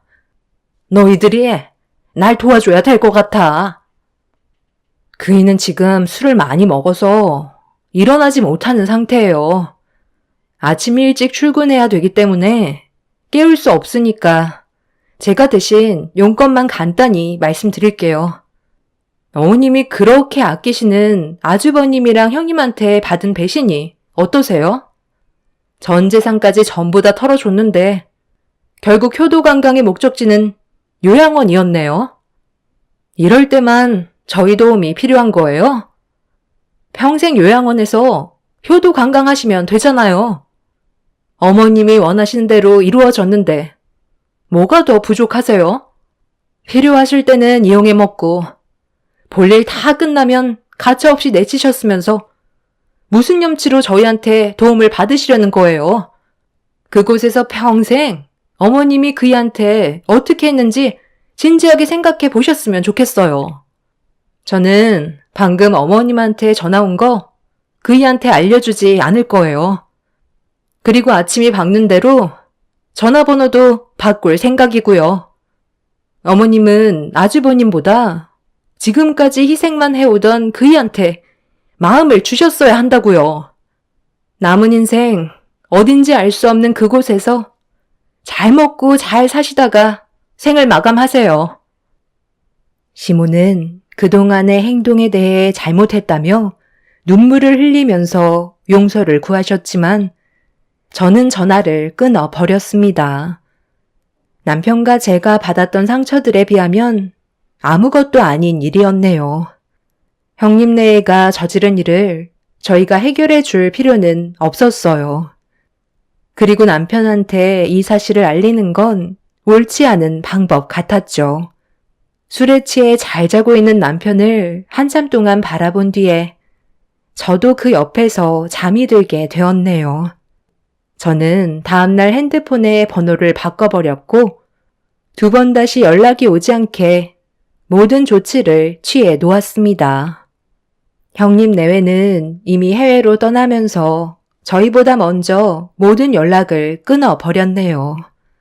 형님네도 얼마 가지 않아 분명 자신들의 잘못된 행동에 대해 땅을 치며 후회할 날이 올 거라 생각합니다.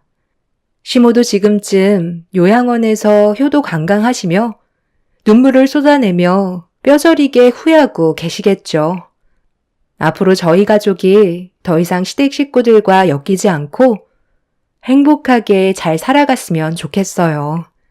이게 제가 바라는 거고 저의 소박한 꿈이네요. 제 사연 들어주신 분들, 가족들과 항상 행복한 생활을 유지하시길 바라며 여러분들의 삶에 축복이 함께 하시길 기원 드리겠습니다. 감사합니다. 안녕하세요. 저는 최근에 너무 황당하고 충격적인 경험을 하게 돼서 사연을 신청하게 된 경기도 화성에 살고 있는 30대 여자입니다. 남편과 결혼 생활한 지 3년 차 되었고 며느리로 지내는 동안 참 많은 일들이 있었지만 이번에 겪게 된 일은 조용히 넘어갈 수는 없을 것 같습니다. 본론부터 말씀드리자면 아주버님의 결혼 문제로 집안 분위기가 별로 좋지 않았었어요. 여자에 관심이 없는 건지 아니면 결혼이 생각이 없는 건지 시댁 모임이 있을 때면 아주버님 결혼 문제로 매번 집안 분위기가 별로 좋지 않았었죠. 결국 시모는 선자리를 주선하겠다고 강제로 자리를 마련하게 되었고 아주버님은 시모에게 떠밀려 선을 보게 되었습니다. 그런데 여자에게는 관심조차 없어 보였던 아주버님이 선자리를 다녀온 이후 상당히 적극적으로 변했고 첫 만남의 자리가 괜찮았는지 다음번에도 좋은 관계 만들어가고 싶어 약속을 잡았다면서 긍정적인 모습을 보여줬어요. 그렇게 아주버님은 시모가 주선해줬던 선자리에 나온 여자와 몇 번 더 자리를 함께하게 되었고 좋은 소식까지 들려왔어요. 몇 달 뒤 결혼 얘기까지 나오게 될 정도로 속전속결로 모든 상황이 빠르게 흘러가고 있었습니다. 아주버님의 직업은 IT 기업에서 프로그래머로 꽤 높은 연봉을 받으면서 일을 하고 있어요. 그리고 선자리에 나왔던 여성분 직업은 성형외과 의사라는 걸 듣게 되었습니다. 그분도 혼기가 지나 결혼이 어느 정도 급했는지 아주버님과의 결혼을 빠르게 결정한 듯 보였는데 결혼하기에는 좀 빠른 감이 있어 보여 아주버님한테 여성분과의 결혼을 확고하게 결정한 거냐고 물어봤어요. 짧은 만남은 아무래도 서로에 대해 알 수 있는 시간이 현저히 적기 때문에 나중에 서로가 상처로 남게 되는 일들이 생기게 될까봐 최대한 신중하게 결정한 뒤 결혼을 하는 게 좋을 것 같다고 설명을 했는데 갑자기 시모가 저에게 화를 냈어요. 너 지금 나랑 뭐 하자는 거냐? 내가 힘들게 놓은 다리를 무너뜨릴 작정이냐? 쓸데없는 말 할 거면 당장 집으로 돌아가. 내 아들이 결혼한다는데 어디서 초를 치고 있어? 얼마나 예민한지 뻔히 알면서 신중하게 결정하라고? 내 아들은 그럼 대충 결정해서 결혼할 생각이라는 거야? 이번 결혼 만약 무산된다면 그건 전부 다 너 탓이다. 결혼 문턱까지 와서 최대한 조심하고 있는 중인데 하지 말아야 될 쓸데없는 말로 왜 주둥이를 나불거려? 내가 볼 땐 너는 그 입이 문제야. 그냥 가만히라도 있으면 아무 일도 없는데 꼭 하지 말아야 될 말을 꺼내서 집안 분위기를 안 좋게 만든다니까. 제가 아주버님이 잘 되길 바라지 못 되길 바라겠어요? 좋은 사람 만나 결혼하면 당연히 축하받을 일이지만 너무 성급한 것 같아 신중하게 생각해보라는 건데 왜 그런 식으로 말씀하세요? 어머님 마음 급한 거 모르는 거 아니지만 그렇다고 무작정 결혼을 밀어붙이는 것도 문제죠. 나중에 잘못되면 어머님 탓으로 돌아갈 텐데요. 내가 직접 뽑은 며느리감이다. 신중하고 또 신중하게 결정한 건데 네가 그런 말하면 내 기분이 어떨 것 같아? 꼴도 보기 싫으니까 그만 돌아가라. 이 사람이 걱정돼서 하는 말인데 왜 그래요? 솔직히 제가 봤을 때도 형이 좀 급한 감이 있으니까 그런 거잖아요. 엄마는 항상 그게 문제예요. 뭐든 성급하게 서둘러서 결정했다가 결국 그 피해가 배로 돌아왔잖아요. 이런 적이 한두 번도 아니었으니까 하는 말이죠. 저희는 여기 오고 싶어서 온 줄 알아요? 결혼 문제는 신중해야 되는 건데 그분과 만난 지 얼마 되지도 않아서 결혼을 하겠다고 하길래 좀 더 시간을 두고 만나는 게 어떻겠냐고 한마디 해준 것뿐인데 제 입이 문제라고 흥분하면서 짜증 섞인 말투로 저에게 화를 내고 있는 시모가 이해되지 않았어요. 시부도 제 말에 동의할 정도로 급한 감이 있는 것 같다고 했지만 시모는 어떠한 말도 들으려 하지 않았죠. 보고 싶지 않다고 나가라고 하니까 저희 부부도 시댁에 올 생각 없었는데 오라고 해서 어쩔 수 없이 온 것뿐이었고 아주버님 결혼 문제로 상의 좀 하자면서 도대체 무슨 말을 듣고 싶은 거였는지 시모의 속마음을 알 수가 없었어요. 결국 저희 부부는 기분만 상한 채로 집으로 왔는데 시모가 남편한테 갑자기 전화를 했어요. 남편은 아무 생각 없이 받아서 무슨 일 때문에 전화를 했냐고 여쭤보는 순간 충격적인 말을 듣게 되었습니다. 너는 좀 전에 우리 집에서 꼭 그렇게 말을 했어야 돼? 엄마가 기분 나쁜 건 생각도 안 하는 거야? 어쩜 너는 내 배 아파 낳은 자식인데 자기 마누라한테 푹 빠져서 엄마는 아예 보이지도 않는 거지? 너 처음에 며느리와 결혼한다고 했을 때 엄마가 얼마나 반대했는지 기억 안 나? 내세울 것도 없는 집안가 장가 가겠다고 했을 때 엄마 속 뒤집어지는 줄 알았어. 거지 같은 집안 잘난 것 하나 없어서 결혼할 때 결혼식도 엄마가 원하는 대로 할 수 없었을 때 얼마나 화가 많이 났었는데 그런 거 다 참으면서 겨우 힘들게 결혼시켰는데 며느리라곤 자기 할 말 또박또박 하면서 시애미를 개똥으로 알고 있는데 내 속이 안 뒤집어지겠어? 좀 전에도 그래. 결혼식을 언제 하면 좋을지 그런 걸 상의하고 있었는데 갑자기 옆에서 좀 더 신중하는 게 좋지 않겠냐는 그딴 말을 입 밖으로 뱉으면 내 기분이 안 상하겠어? 할 말이 있고 하지 말아야 될 말이 있는 건데 걔는 그런 것도 구분 못한다니? 엄마는 저희를 왜 부른 거예요? 형의 결혼식을 언제 올리면 좋을지 그거 물어보려고 부른 거예요? 형이 어떤 생각을 가지고 있는지, 선자리에서 만난 여성분에 대한 마음이 진심인지 그런 걸 대화하려고 저희를 부른 거 아니었어요? 그리고 이 사람이 의견 낼 수도 있는 거죠. 아버지도 한 계절은 만나보는 게 좋지 않겠냐고 말씀하셨잖아요. 다들 그렇게 생각하고 있는데 왜 엄마만 마음이 삐뚤어져서 화를 낸 건지 이해를 하지 못하겠어요. 그냥 저희한테 물어볼 생각하지 말고 알아서 하세요.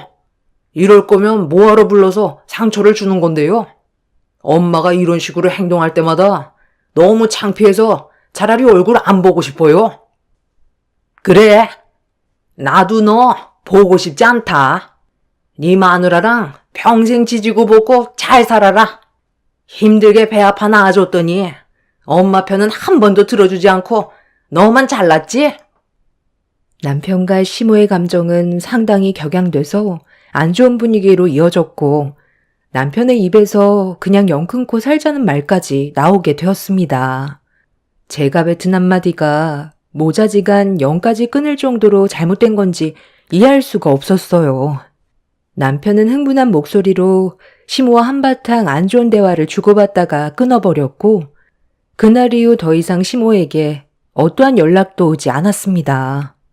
남편은 전화가 와도 절대로 받지 말라면서 시모에게 서운함을 느끼고 있었어요. 이런 적이 한두 번은 아니었습니다. 시모의 섣부른 결정과 행동 때문에 여러 번 피해를 본 적이 있었는데 예전에 한 번은 시모가 갑자기 잘 타고 있던 차를 바꾸겠다며 새 차를 구매한 지 얼마 되지 않아 중고차로 팔아버리고 다른 차를 중고차로 구매한 적이 있었어요. 저희 가족이 몇 번이나 말렸었지만 시모는 본인이 원하는 건 무조건 해야지만 직성이 풀리는 성격이라 뜯어 말려도 가족들 말은 전혀 귀담아 듣지 않았습니다. 결국 새 차를 처분하고 중고차를 구매하게 되었는데 그 차가 신차로 구매하려면 대기 시간이 최소 1년은 기다려야 받을 수 있었던 상황이라 마음이 급한 시모는 중고차를 팔고 웃돈을 더 줘서 중고 외제차를 구매했어요. 거기까지는 문제가 되지 않았지만 차량을 구매한 지 일주일 정도 왔을 때부터 문제가 하나둘 터지기 시작했습니다. 시모가 바꾼 중고차가 갑자기 도로 한복판에서 멈췄었다며 시부에게 전화가 왔었고 이 소식을 듣게 된 남편은 어떤 상황인지 알 수가 없었기 때문에 보험사를 불러 처리를 도왔어요. 그렇게 시모의 차는 수리센터에 들어가게 되었는데 수리기사님이 꺼낸 한마디는 저희 가족 모두에게 엄청난 충격을 안겨줬었죠. 시모가 웃돈 주고 구매한 외제차는 바로 침수차였어요. 남편과 함께 직접 가서 확인을 해보니 뜯어냈던 차량 내부가 전부 말라 비틀어진 진흙투성이었고 차량을 판매한 딜러한테 그 자리에서 전화를 했는데 이미 잠적을 한 건지 핸드폰 전원이 꺼져 있는 상태였습니다. 시모가 저지른 일을 남편이 뒤처리하느라 진땀을 뺐었고 환불을 안 해주려던 중고차 매장에 법적 소송을 걸어 오랜 시간 끝에 차량을 구매했던 전체적인 금액과 저희 가족이 받은 피해에 대한 정신적인 손해배상까지 겨우 받아낼 수 있었어요. 이뿐만이 아니라 시모의 기가 너무 얇아서 잘 속는 편이라 시부가 힘들게 벌어온 돈을 시모가 너무 생각 없이 써버리는 바람에 시부모님의 관계에도 심각해질 만큼 안 좋아진 적이 있었는데 다른 건 몰라도 이건 아주버님의 인생이 달린 문제인데 시모는 또다시 신중하게 생각을 하기보단 무조건 자기 생각이 맞다면서 밀어붙이려 하길래 더 이상은 말릴 수도 없어 결국 가족 모두 포기하게 되었습니다. 아주버님은 시모의 말대로 결혼식 준비를 위해 박차를 가했고 그렇게 어느 정도 시간이 지나는 동안 연락이 없었던 시모가 이번엔 저에게 전화를 했어요. 남편과 저녁을 먹고 있을 때 전화를 해서 당황했던 저는 입에 있던 음식을 다 씹고 전화를 받으려고 했는데 전화가 끊어져 버렸어요. 그리고 남편에게 다시 전화를 했길래 남편이 한숨을 쉬면서 통화 버튼을 눌렀는데 시모가 갑자기 버럭 화를 냈어요. 제가 전화를 바로 받지 않는다는 게 문제였죠. 남편은 시모의 그런 행동을 이해하지 못하겠다는 표정을 지어 보이면서 통화를 끊어버렸어요. 전화를 받을지 말지 정말 고민 많이 하고 받은 건데 화부터 내는 시모의 목소리에 더는 기대도 하지 않는다며 계속해서 저와 남편의 핸드폰에 번갈아 전화하는 시모의 전화번호를 보더니 핸드폰 전원을 꺼버렸습니다. 그런데 몇 시간 뒤 시모가 저희 집에 찾아올 거라곤 예상하지는 못했는데 얼굴을 붉히면서 현관문을 강하게 두드렸어요. 짜증이 올라온 남편은 현관문을 열면서 시모에게 도대체 왜 그러냐고 소리를 질렀고 시모는 그런 남편의 모습을 보곤 뺨에 손을 올려버렸습니다. 너무 순식간에 일어난 일이라 남편은 피할 겨를도 없이 시모의 손을 피하지 못했어요. 그 광경을 보게 되었던 저는 입을 다물지 못했고 눈앞에 펼쳐진 엄청난 일은 남편은 결국 폭발하게 만들었습니다. 그동안 남편을 알고 지내면서 그렇게까지 화가 난 모습은 처음이었어요. 도대체 무슨 이유 때문에 전화해서 집에까지 찾아와 남편의 뺨에 손을 올렸는지 이해할 수가 없었어요. 시모는 아무리 모자지간이라도 엄마한테 버릇없이 행동하면 매가 정답이라면서 남편에게 실을 수 없는 상처를 줬어요. 남편과 저는 너무 큰 충격을 받아 할 말을 잃었는데 시모가 저에게 용건만 간단히 하겠다면서 돌아오는 주말에 새 며느리와 저녁 식사가 준비되어 있는데 그때 제가 옆에서 좀 도와줘야 할 것 같다면서 약속 장소로 나오라는 명령을 했어요. 저는 그런 시모의 말에 아무 말도 하지 않았고 남편은 시모에게 뺨을 맞고 상당한 충격을 받았는지 그 자리에 멍하니 서서 시모를 바라보고 있다가 눈시울까지 붉어진 상태로 시모에게 한마디 던졌어요. 형은 그렇게 아끼면서 왜 저는 항상 이런 식이죠? 저는 다리 밑에서 주워왔어요? 도대체 엄마는 저를 뭘로 생각하는 건데요? 무조건 엄마가 하는 말이면 전부 다 들어야 되는 거예요? 저 사람은 그날 가지 않을 거니까 2번 다시 찾아오지 마세요. 방금 한 행동은 저한테 평생 씻을 수 없는 상처로 남을 것 같네요. 한 번만 더 제 앞에 나타나면 그땐 저도 더 이상 저를 낳아준 엄마라고 참지 않을 거니까 각오하세요. 다시는 우리 집에 얼씬도 하지 마요.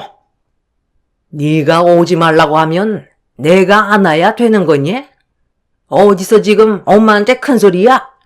가만히 있으니까 엄마가 만만해 보여? 자식이 아무리 컸어도 잘못한 게 있다면 매타작을 해서라도 바로 잡아야 되는 거다. 네가 아직 정신을 못 차렸구나? 너 형은 좋은 직장 들어가서 연봉도 1억이 훨씬 넘는데 너는 손바닥보다 작은 회사에 다니면서 겨우 벌어먹고 사는 주제에 어디서 엄마한테 큰 소리야?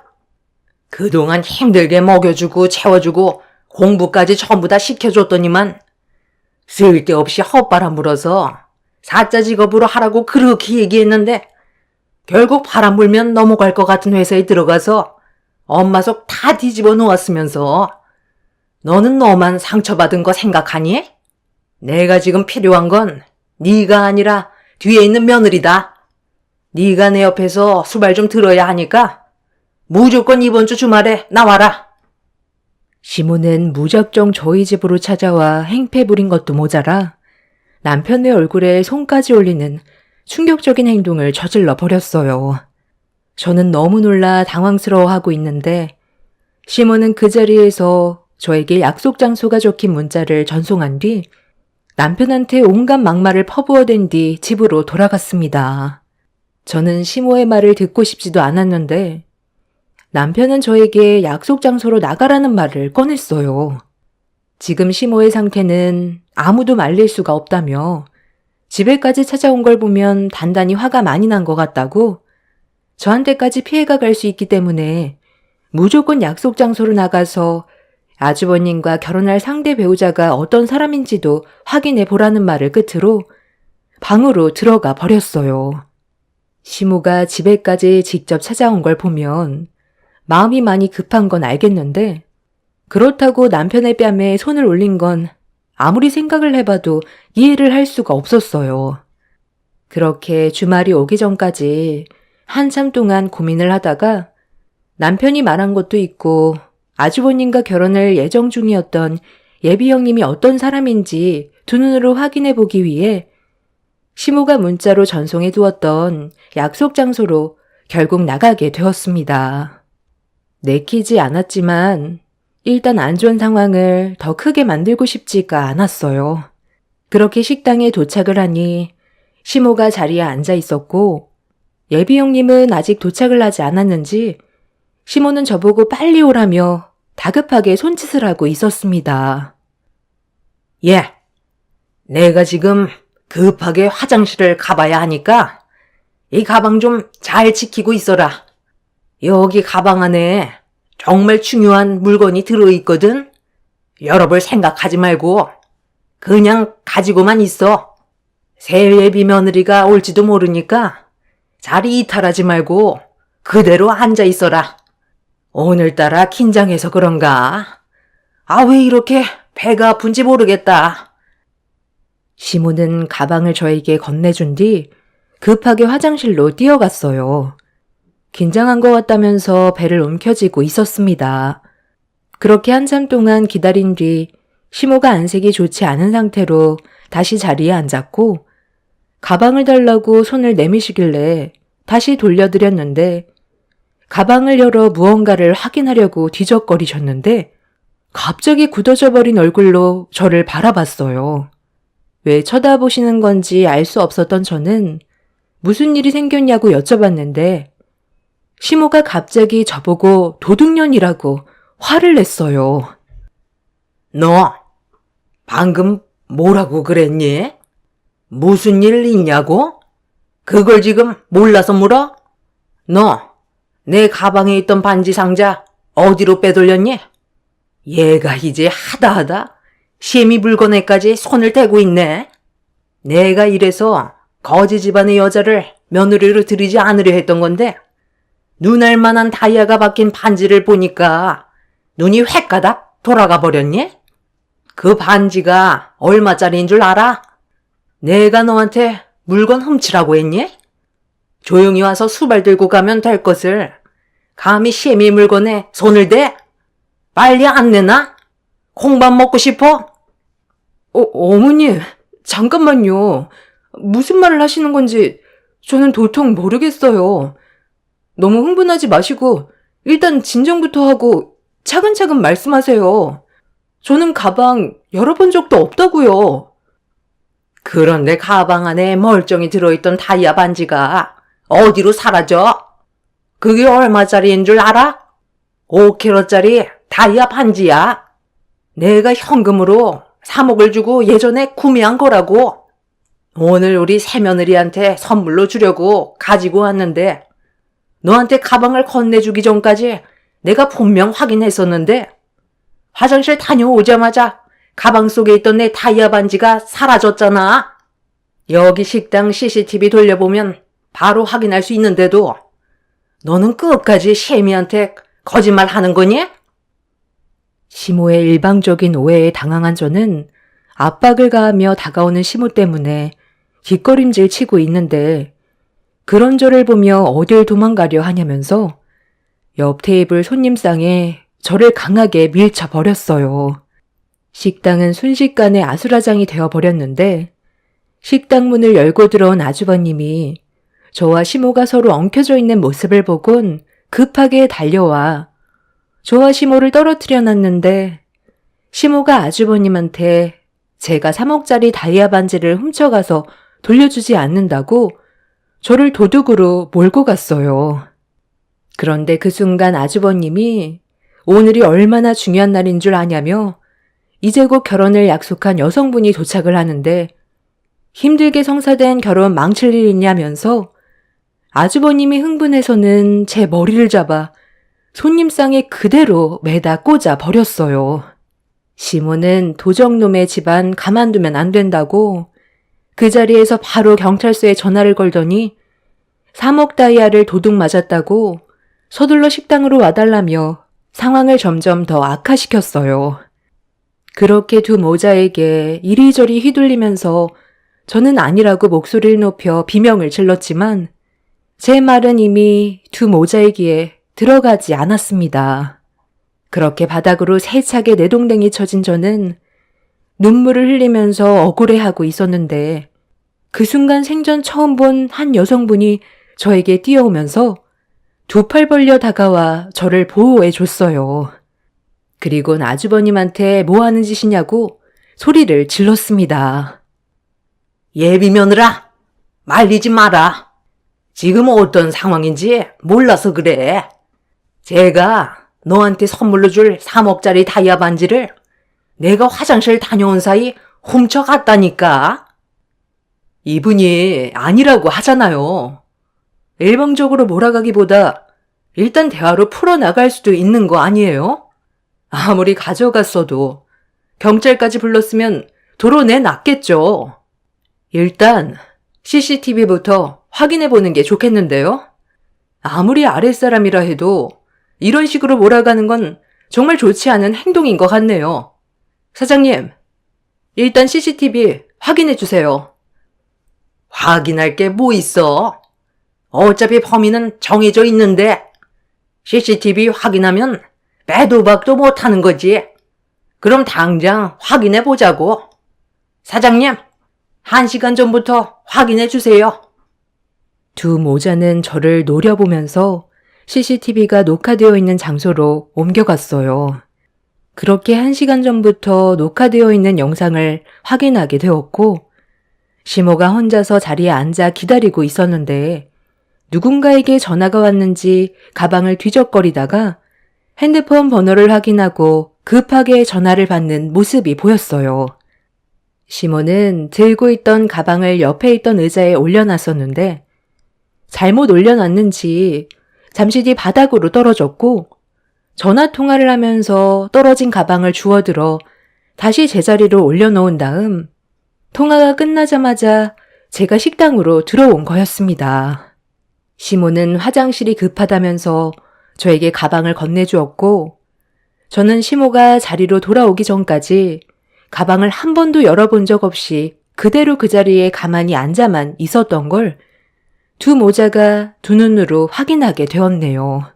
시모와 아주버님은 CCTV에 녹화되어 있는 영상을 보더니 당황해하고 있는데 예비 형님이 저와 시모가 앉아있던 테이블로 걸어가더니 의자 밑을 살펴보기 시작했어요.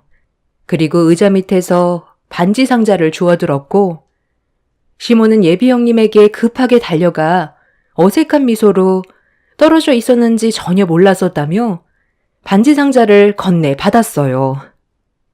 아니라는데 일방적으로 범인으로 몰아가고 그것도 모자라 무력까지 행사한 건 정말 실망스럽네요.